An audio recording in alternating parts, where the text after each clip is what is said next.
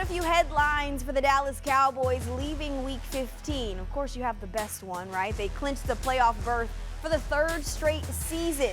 Then there's also this one, the Cowboys freezing in Buffalo, falling to the Bills 31-10. The squad's already put this loss in their rearview mirror, but before we look ahead to Week 16, we have to press the rewind button. Welcome into Cowboys Rewind. I'm Nicole Hutchison. Now, the Cowboys had been addressing many areas of concern since Week 5, the loss to the 49ers. Identity of this offense, breakdowns within this offensive line, run defense had been one of the priorities, and of course, there's been some improvements over the course of the 5-game win streak, with the Cowboys just giving up an average of 98 yards per game on the ground, but giving up 266 rushing yards to the Bills in Week 15 raised a lot of red flags. Was it that the Cowboys got bullied, or did they just play undisciplined? The Players Lounge and Hanging with the Boys crew shared their thoughts this week. As I'm watching the game, I'm thinking, man, this D-line is struggling. Like, okay, because that's naturally when somebody's running the ball against you like that, and how the Cowboys have been set up, right? You go draft a guy in the first round, D-line has been struggling. We're trying to figure out a way to stop the San Francisco type running attack, and you say, okay, man, the D-line just not showing up. And then you go watch the All-22, you watch from the end zone view, and you say, wait, hold on. They didn't play great, but I'm looking at the linebackers and the safeties of, hey, man, are we a gap sound defense? Because, as I'm watching it, I'm saying, all right, maybe we got bullied, right? That's the thing, man. They came out here and they just ran up and down the field. They bullied you, right? You couldn't hold point, whatever. And I'm watching the tape, and I'm like, no, we're out of position.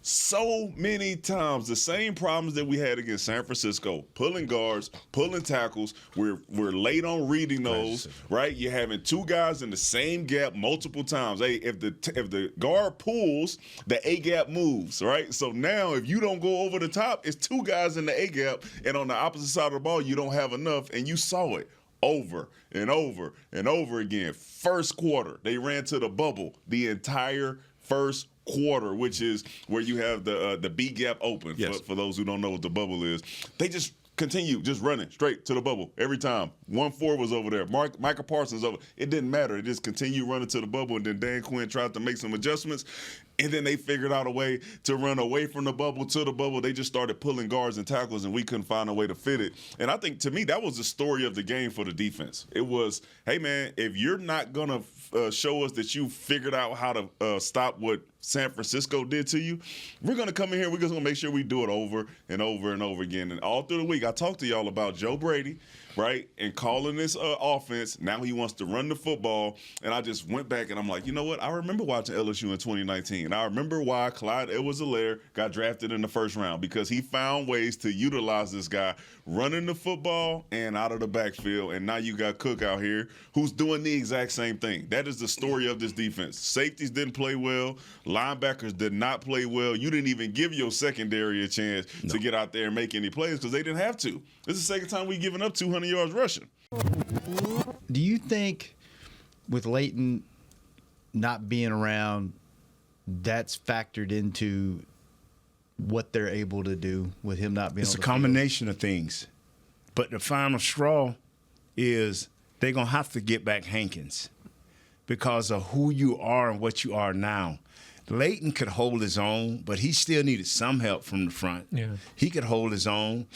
Well, I mean, and he kept everybody lined up correctly. Yeah. But this is the deal, fellas.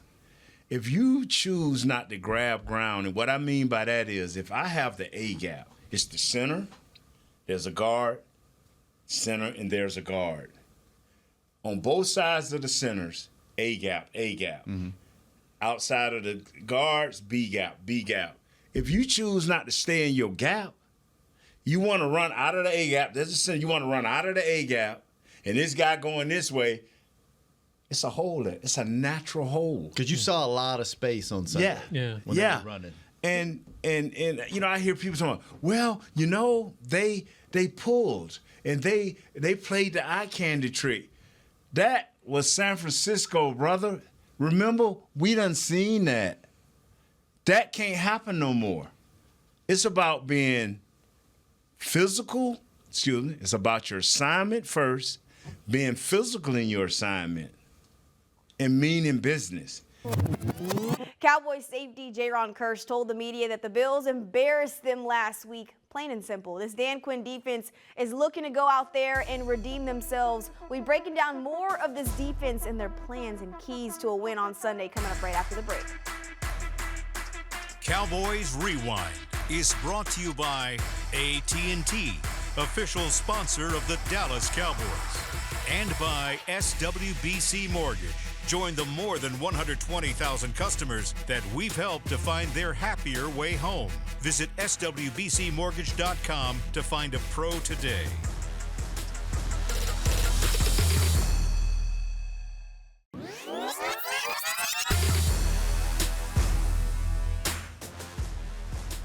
This segment is brought to you by Ashley, the official furniture store of the Dallas Cowboys.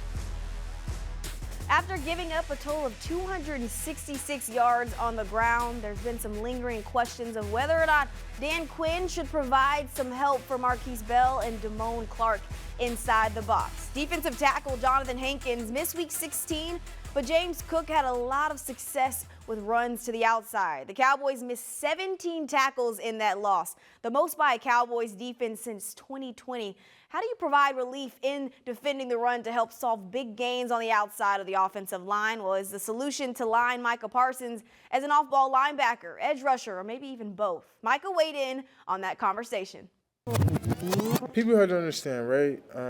If you actually watching the game, and I kind of just said something about it because I keep saying it, when I'm off the ball or when I'm out the game, teams are passing more. And you got to think, why are teams running the ball? Is it because they don't want to let me pass rush? So, I mean, if you're almost helping these teams by moving me off the ball, which I'm not saying is a bad thing because I do a lot of good things off the ball, especially in the run game, first down, second down, blitzing, and things like that. But also people also got to realize where we at in the season, right? We at a point in the season where we're getting ready for playoffs. So what does that mean? People have to play, right? We know I can play linebacker. We know I can rush. We know I can do all these different things. But you're trying to see what others can do because when it comes playoff time, you want your best players out there. And how does that look? You know, what can each player do, right? So we building foundation, right? Regular season is meant for you to win. You're going to obviously lose some games. The NFL is hard to win. But obviously a lot of people have to grow. People don't realize this is Damone's first year of really playing at the NFL. Last year he was coming off his injury, was going back and forth, rotating a lot with Leighton and Anthony Barr. Didn't really play. So this is his first true year of playing LB. So, you know, I came in here and I was an All-Pro, but not everyone does that. Like that's not like a rarity thing, like where it's common. Like I think people gotta relax a little bit, give it some time, give it some space, let people grow. Get a rhythm for the game, bro. Like, this isn't an easy sport to play, especially this is the highest level. The best players of each position is out there in the field. So that's just how I feel about it. Just relax. Like, we're going to do a lot of things schematically and build things. And with Dan, I mean, we always get better. We never get worse. So, you know, it's going to get better.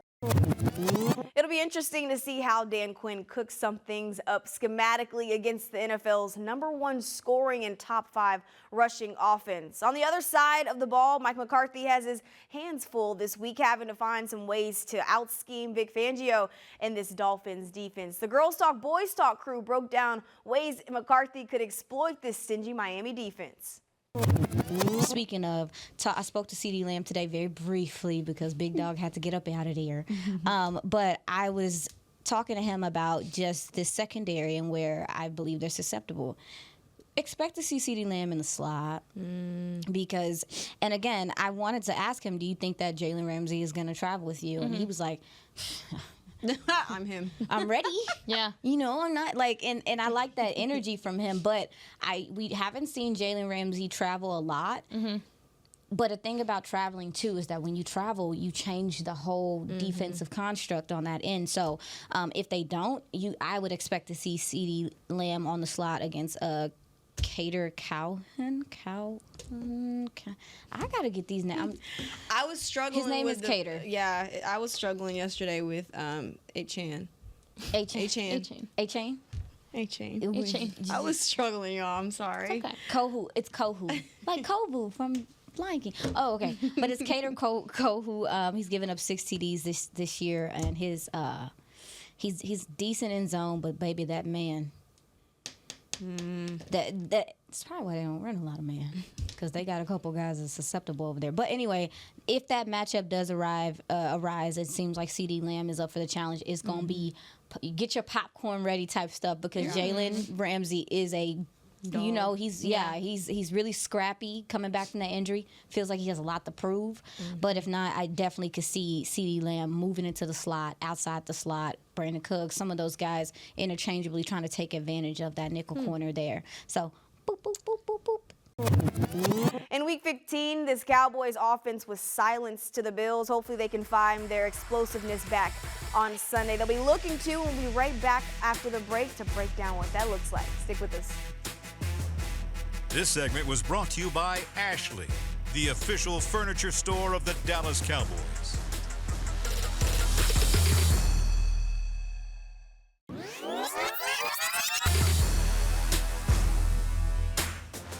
The Dallas Cowboys offensive line has also had their fair share of struggles this season. They've battled with injuries, lack of continuity, but after getting that profound starting five back on the field, there's been constant improvement with this unit surging as a top 5 unit in the NFL. One of the major contributors to that is second-year left guard Tyler Smith's play. He's become one of the highest graded guards in the NFL right now. He's only given up a sack, 2 quarterback hits, 13 hurries through 16 weeks. And if you ask him if he expected to be here a few years ago, he'd say no. He hopped on Girls Talk, Boys Talk podcast this week to take us through the ride. Obviously, it's no secret wearing a star on your helmet. You get a lot of scrutiny, you get a lot of backlash, and it's not always pretty. How do you make sure that you stay mentally kind of locked in when the noise is loud on the outside? And I was creeping on your Instagram a little bit, and I saw a post you made about your mama. And I figured that's one of your whys. But who keeps you going? What keeps you going to drown out the outside noise and just stay focused and locked in? I mean, my family is for sure, a huge proponent, everything I do. I do everything, for my brother and my mom. I remember, football has given me so much, right? Times were not always as, great as they are now. And so I'm just so appreciative of the opportunity I get. And when I got drafted, it was one of those things where I was just like, you never know how you feel, like, until, until it happens, right? And so you're like, and you see so many guys who have been in the same path of life that you are, who are on the same journey that you are, and you're like, they get drafted, what are you going to do with that opportunity? So when I got drafted, I thought it was going to be highly emotional, which I was, but not in such a expressive way. Like, I didn't really cry, and I was emotional, so I was like, damn, I might cry, but I was like, no tears, though. And so I was just like, man, how can I make the most of his opportunity? Like, I've been blessed enough that, I grew up in Fort Worth, went to North Crowley. Yep. I've been around this my whole life, and now, I'm my hometown team's number one pick. Like, it's just a dope feeling to have, and I'm just like, but this isn't where it ends. Like, we're just getting started. Like, the NFL is like, this is the highest level of sport, but it shouldn't be your ending point in terms of like who you want to be. Like, I made it, so it is what it is. And so I was just like, I really want to make the most of this. I want to be the best I can be. I want to attack this the right way. The full interview's on DallasCowboys.com. Make sure to check it out. But the Cowboys were just getting in the groove of things, finally getting continuity with this offensive line. But the unit's now back to dealing with injuries and may have to walk into Miami without left tackle Tyron Smith with a back injury and right guard Zach Martin with a thigh injury. Looks like it could be a game-time decision, but the Cowboys break crew broke down what this could mean for this Cowboys offensive unit on Sunday. My gut would be that they would play Awesome Richards at left tackle. Is what I always talk about, or we as a group talk about it as like, oh, it's simple, just kick Tyler Smith to the outside and then, go ahead and kind of navigate it that way. But the fact that you've also got maybe Zach Martin being, at D1 are really weaken 2 spots. Yeah. Yes, you would. Hey, you're going to need someone to block Bradley Chubb. We'll get into that. You're going to need somebody to take care of that. But I think that they would put Awesome Richards at left tackle, let him start, and then try and navigate it from there. And we've seen this scenario before already this season, so it's already happened. They've seen this happen. Now, I don't know what you do if both of them are out. If Zach and Tyron are out, what would you guys do? That's a really tough one. Hard, long. Yeah, they would probably do like you say. I think, but Awesome Richards would be the adjustment, and then they'll do what they did in the Buffalo game. Yeah, and with the guard, and so I that's kind of how I think they would work about it. How did Tyler Bass look to you in that game? You know what? I tell you what, there was only the one time where they gave up a sack. He was beat right off the jump, and all of a sudden it turned into when he got beat. Then Rico Dowdle had to come and pick up his guy because it happened so quick. And then that allowed the Buffalo linebacker Dotson, once he saw that Dowdle was blocking, he just said, okay, well, I'm going to rush. I'm going to key blitz this thing. And so when his key blocked, he immediately rushed. And that, then Russo gets inside, Dotson gets there, and then they split a sack that way. That was the one time that I felt like that he was not good. But other than that, he comes in and plays pretty well. It's not like it's just this huge drop off.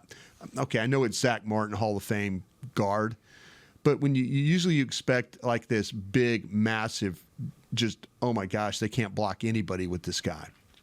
And he comes in and he does a good job. He works well with Biotish. He worked well with Steele when they had to. So, but that one time was when you went, oh, geez, okay, now I understand why when you don't have Zach Martin in a game, this is what you're going to get.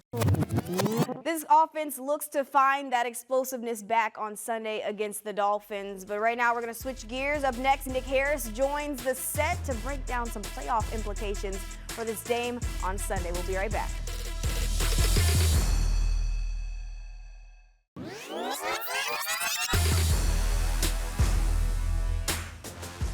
The Dallas Cowboys have a little bit of a point to prove in Week 16, and that's whether or not they can be good teams and do it on the road, and it does not get any easier this Sunday. Taking on the Miami Dolphins, I've got Nick Harris along by myself to break down what this Sunday will actually mean, and not hardly any implications as far as playoffs discussions, but when you're talking about a team that's a playoff contender, I mean, this has to do a lot for as far as preparation for playoffs, right? Yeah, for sure. There's not many playoff implications on the line. There would be if the Eagles were to lose to the Giants this weekend, but there's a lot that you can learn from this game if you're the Cowboys. Being able to go on the road and beat a playoff caliber team in the Miami Dolphins at Hard Rock Stadium here on Christmas Eve. And you look at the 4 losses that the Cowboys have had this season, all of them coming on the road. Cardinals, 49ers, Eagles, Bills, 3 of those against playoff contenders. They have to rewrite the narrative around being able to go on the road and beat a quality opponent, and it doesn't get any more quality than the Miami Dolphins this weekend. Yeah, Mike McCarthy actually mentioned that he's not really worried about the different scenarios and things like that, but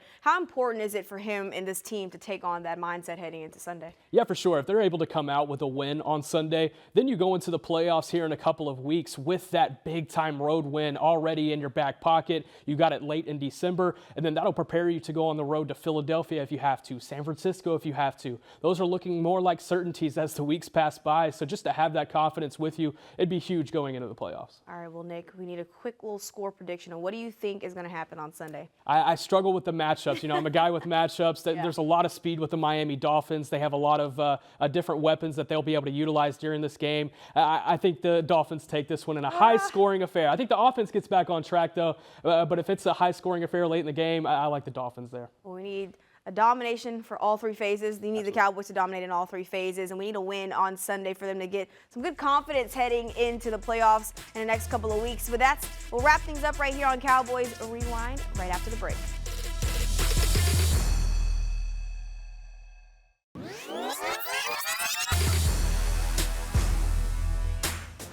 The Dallas Cowboys have a chance to do something special in Week 16, and that's beat a top Miami team on the road and really set the tone for the remaining of the regular season heading into the playoffs. No team in the league is as dominant as the Cowboys at home, who currently hold a 15-game win streak, the longest in 42 years, and point differential of 279 to 108. This Cowboys team just hasn't had many answers on the road, sitting at 3-4 in away games with a point differential flipping to 152 to 156. The key against Miami, start fast. In 6 games this season, the Cowboys have trailed at some points and are 2-4 in those games. On the flip side, Dallas has led at some point in 11 of their 14 games, and in those games, the Cowboys are 10-1 and 9-1 when they've led at halftime. It'll be warm in South Florida this Sunday, so hopefully the Cowboys come out hot in all three phases. They'll be looking to come out hot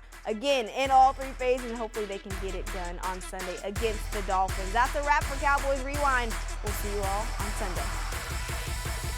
Cowboys Rewind was brought to you by AT&T, official sponsor of the Dallas Cowboys, and by SWBC Mortgage. Join the more than 120,000 customers that we've helped to find their happier way home. Visit swbcmortgage.com to find a pro today.